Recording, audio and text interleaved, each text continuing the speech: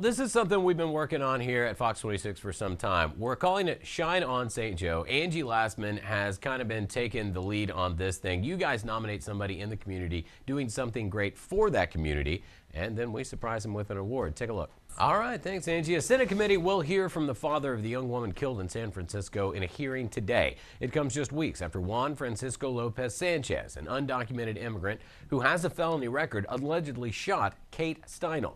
Lopez Sanchez was out of prison at the time. City authorities had released him after drug charges against him were dropped. San Francisco is one of dozens of local governments and states across the country with so-called sanctuary laws. The laws order their employees not to cooperate with federal authorities who are trying to enforce immigration laws. Today, the Senate Judiciary Committee will hear from the victim's father, Jim Steinle, as well as the head of the U.S. Immigration and Customs Enforcement Agency.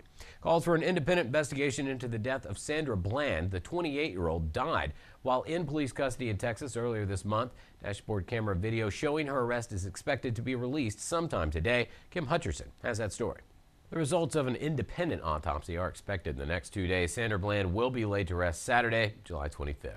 Convicted killer David Sweat told authorities he escaped from his prison cell not once, not twice, but almost every night for several months. He told investigators during those many escapes, he learned his way through the maze of tunnels and pipes in the Clinton Correctional Facility.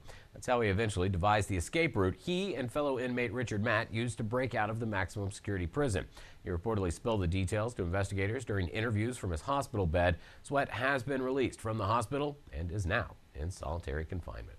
Ohio Governor John Kasich is expected to officially announce he's running for president today. He will be the 16th Republican to enter the race for the GOP nomination.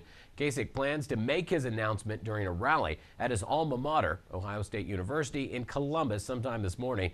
After the announcement, he's expected to immediately head to New Hampshire for an evening town hall in Nashua.